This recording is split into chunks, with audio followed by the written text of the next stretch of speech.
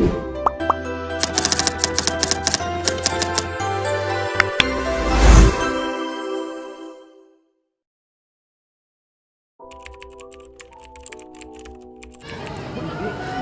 Delaslane dan Hibbert, penginderaan jauh adalah ilmu dan seni untuk memperoleh informasi mengenai suatu objek, daerah, atau fenomena melalui analisis data yang diperoleh alat perekam atau sensor yang menggunakan gelombang elektromagnetik sebagai media perantaranya tanpa menyentuh objek, daerah, atau fenomena tersebut.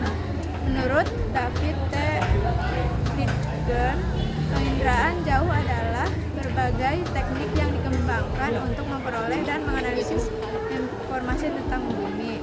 Menurut Wilson dan Buffon, penginderaan jauh adalah suatu ilmu, seni, dan teknik untuk memperoleh informasi tentang objek, area, dan gejala dengan menggunakan alat tanpa kontak langsung dengan objek, area, maupun gejala tersebut. Menurut Paul J. Juran, penginderaan jauh adalah penggunaan sensor radiasi elektromagnetik untuk merekam gambar lingkungan bumi yang dapat diinterpretasikan agar informasi yang berguna dapat diperoleh. Komponen penginderaan jauh terbagi menjadi 7. Yang pertama, sumber tenaga. Sumber tenaga berfungsi agar sensor dapat merekam objek dari cahaya yang dipantulkan oleh objek. Sumber tenaga dibagi menjadi 2. Yang pertama, penginderaan jauh dari sistem pasif, yaitu perekaman pada indera menggunakan sumber tenaga ilmiah, yaitu sinar matahari. Yang kedua, penginderaan jauh sumber tenaga aktif, yaitu perekaman pada indera menggunakan sumber tenaga buatan, yaitu sinar elektromagnetik pada siang hari atau malam hari. Yang kedua ada atmosfer, adalah jarak antara cahaya dengan objek. Atmosfer memiliki peran menghambat dalam proses indera karena atmosfer bersifat selektif terhadap panjang gelombang. Yang ketiga ada objek, merupakan salah satu komponen penting dalam penginderaan jauh. Setiap objek memiliki karakteristik tertentu dalam menentukan dan memancarkan tenaga ke sensor. Interaksi antara tenaga dan objek memiliki beberapa ciri. Yang pertama, ciri spektral, yaitu perbedaan panjang gelombang. Contoh pengenalan pertama objek berdasarkan kecerahan dan warnanya. Yang kedua, ciri spesial, yaitu berdasarkan perbedaan pola keruangan seperti bentuk, ukuran, tinggi, dan tekstur. Yang ketiga, ciri temporal, yaitu perbedaan waktu perekaman dan umum objek.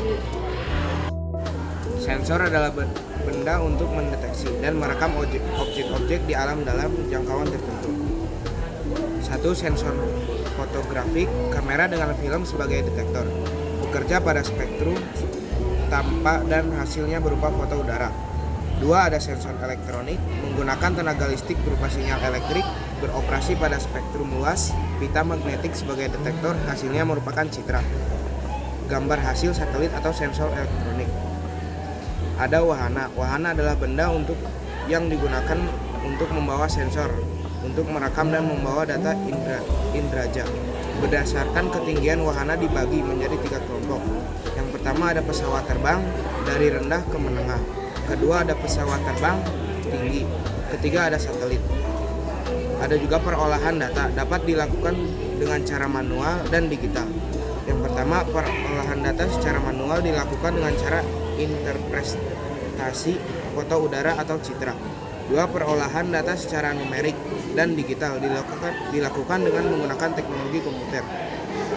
Ada juga pengguna, orang atau lembaga yang menggunakan hasil penginderaan jauh untuk mendapatkan informasi. Pengguna ini merupakan komponen akhir dari sistem inderaja. Selanjutnya ada citra foto. Citra foto adalah berupa potret objek di permukaan bumi berdasarkan spektrum elektromagnetik yang digunakan. Citra foto dibagi menjadi beberapa bagian. Ada foto kromatik yang dimana foto udara konvensional yang merekam seluruh spektrum cahaya sehingga hasilnya sesuai dengan kepekaan mata manusia. Selanjutnya ada foto akromatik yang merekam spektrum cahaya yang dominan biru dan hijau. Biasanya digunakan untuk merekam vegetasi dan wilayah perairan. Selanjutnya ada foto ultraviolet, yaitu merekam spektrum cahaya ultraviolet yang digunakan untuk mendeteksi tumpahan minyak di laut. fotoinframerah, yaitu merekam spektrum cahaya merah yang biasanya digunakan untuk membedakan antara vegetasi sehat dan tidak sehat. Selain itu, untuk membedakan atau mendeteksi kebakaran hutan yang terjadi. Selanjutnya ada citra non-foto. Citra non-foto adalah hasil penginderaan jauh yang tidak menggunakan sensor kamera, tetapi sumber sensor gelombang elektromagnetik dan wahana. Jenis citra non-foto berdasarkan sumber sensor terdiri dari citra tunggal dan citra multispektral. Yang pertama, citra tunggal digunakan dengan mengombinasikan beberapa citra yang memiliki spektrum gelombang berbeda untuk mengidentifikasi suatu objek. Yang kedua, citra multispektral dibuat dengan saluran jamak atau saluran sempit.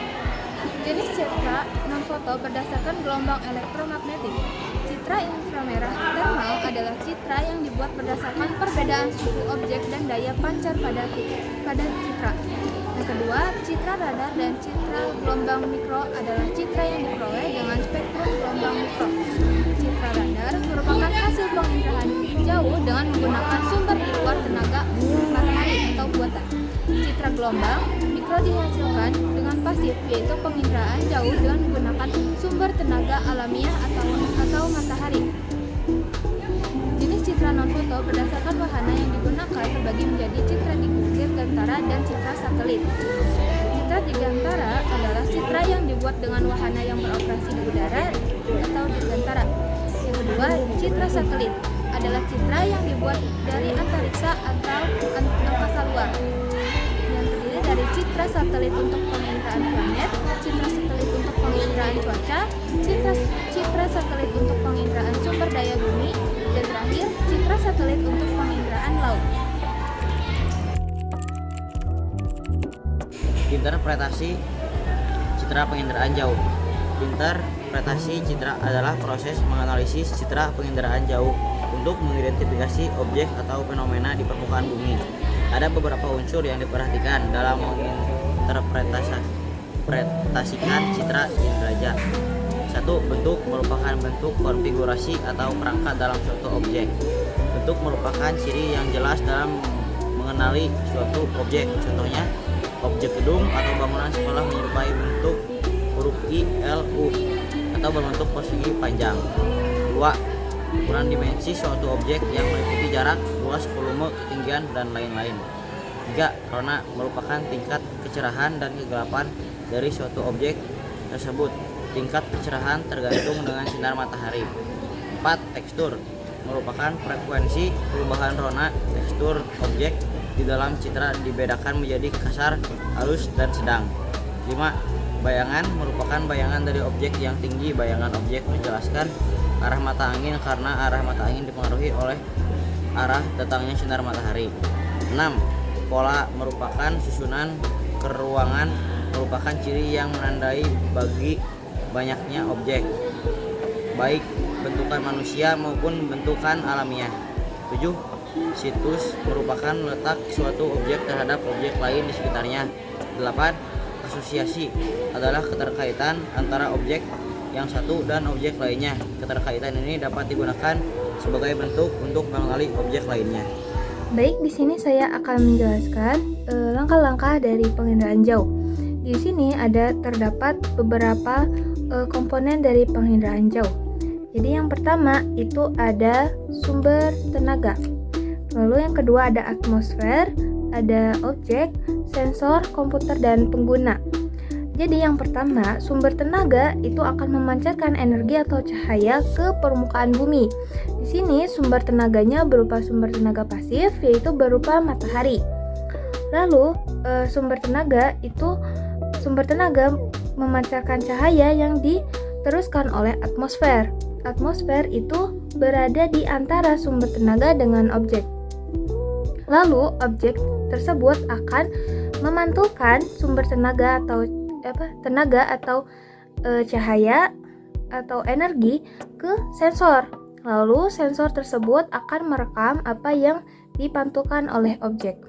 Sensor tersebut berdasarkan pengambilannya ada sensor fotografik dan sensor elektronik. Lalu kalau yang sensor fotografik itu hasilnya berupa citra foto dan sensor elektronik itu berupa citra non-foto. Hasilnya berupa citra non-foto. Lalu sensor tersebut akan merekam apa yang ada di permukaan bumi yang dimana diolah oleh komputer. Komputer di sini akan mengolah data. Bisa datanya berupa data digital atau hasilnya itu berupa angka, misalnya titik koordinat suatu tempat. Lalu ada data visual yang dimana hasilnya berupa foto. Nah, terus yang terakhir itu ada pengguna. Pengguna di sini merupakan bukti berhasil tidaknya suatu penginderaan jauh. Jadi jika pengguna tersebut bisa memahami atau menginterpretasi dari hasil dari penilaian jauh, berarti penilaian jauh tersebut berjalan dengan baik. Ini saya akan menjelaskan mengenai sumber tenaga. Sumber tenaga itu dibagi menjadi dua, ada sumber tenaga pasif dan sumber tenaga aktif. Yang pertama ada sumber tenaga pasif, yang dimana sumber tenaganya berasal dari matahari, yang dimana matahari akan menyinari permukaan bumi dan akan direkam oleh sensor. Nah, biasanya kalau sumber tenaga pasif itu digunakan pada siang hari dan juga bergantung pada cuaca. Yang kedua itu ada sumber tenaga aktif, yang dimana merupakan sumber tenaga yang dibuat oleh manusia. Sumber tenaga tersebut disimpan di sensor yang dimana berupa gelombang elektromagnetik atau gelombang mikro yang berguna untuk menyinari objek pada malam hari agar dapat direkam oleh sensor. Baik, selanjutnya saya akan menginterpretasi dari hasil penginderaan jauh berdasarkan unsur-unsurnya. Yang pertama yaitu ada bentuk. Bentuk ini ada yang berbentuk huruf I atau persegi panjang untuk menunjukkan sebuah pemukiman. Salah satu contohnya di sini ada salah satu pemukiman yang bentuknya seperti huruf I atau persegi panjang. Lalu ada berbentuk huruf U, L, O, dan H untuk menunjukkan bangunan sekolah, kantor polisi, atau gedung. Contohnya di sini ada bangunan sekolah SMA Negeri 3 Kuningan dan bangunan yang berbentuk huruf L dan U. Selanjutnya ada ukuran. Ukuran di sini berhubungan dengan skala dan secara jelas kita bisa melihat melalui ukuran objek di permukaan, mulai dari bangunan kecil hingga besar. Contohnya di sini ada gedung sekretariat Perbasi Kuningan dan salah satu gedung pemukiman. Nah, selanjutnya ada rona. Rona di sini menunjukkan gelap terangnya suatu objek. Salah satu contohnya ada salah satu lahan yang warnanya ada di sini warnanya hijau, ada yang hijau tua dan hijau muda. Nah, yang hijau tua itu menunjukkan usia tanaman tua dan hijau muda menunjukkan usia tanaman muda. Selanjutnya ada tekstur. Tekstur di sini ada menunjukkan halus, kasarnya suatu objek. Nah, di sini lahan di sini yang tampak terlihat kasar yaitu yang hijau tua, yang biasanya menunjukkan sebuah hutan karena dipenuhi oleh banyaknya pohon. Nah, yang di sini terlihat lebih halus, yang menunjukkan sebuah sawah atau perkebunan. Lalu ada bayangan. Salah satu bayangannya di sini ada bayangan dari sebuah pohon. Bayangan ini kita bisa melihat ketinggian relatif dari suatu objek. Lalu ada pola. Pola di sini merupakan bentuk dari suatu objek. Ada yang tertata dan tidak tertata. Yang tertata misalnya ada sebuah pemukiman yang bentuknya itu mengikuti dari gang angsana, dan yang tidak tertata misalnya yang di sebelah sini, yang dimana tata ruang rumahnya tanpa perencanaan blok yang jelas. Lalu ada situs. Situs di sini merupakan letak atau kedudukan suatu objek terhadap objek lain. Misal, lapangan GOR itu bersampingan dengan Pandapa Paramarta, atau di depan gedung SMA Negeri 3 Kuningan ada Pandapa Paramarta. Kedudukannya ada di depan Pandapa Paramarta. Lalu ada warna. Warna di sini ada warna hijau muda atau tua yang menunjukkan vegetasi atau lahan pertanian. Nah, contohnya yang tadi yang di sini. Dan juga ada warna merah bata yang menunjukkan atap rumah suatu penduduk. Misal, nih yang ini menunjukkan warna atap dari rumah penduduk. Lalu ada warna abu-abu. Nah, biasanya menunjukkan jalan atau area aspal. Nah, di sini. Selanjutnya yaitu ada asosiasi. Asosiasi adalah keterkaitan antar objek. Misal, di sini ada lapangan GOR. Nah, lapangan GOR ini berasosiasi dengan lintasan yang mengelilinginya. Atau di sini ada gedung SMA Negeri 3 Kuningan yang berasosiasi dengan lapangan sekolahnya.